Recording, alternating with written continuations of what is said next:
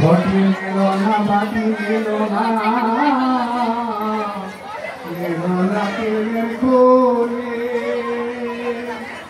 যে ঘরে সুন্দর রাধিকা সে ঘরে হয়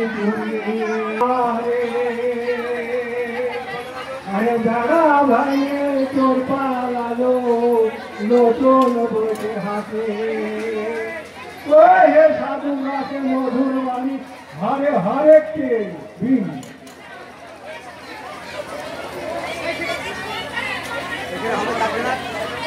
মনুষ্য জন্ম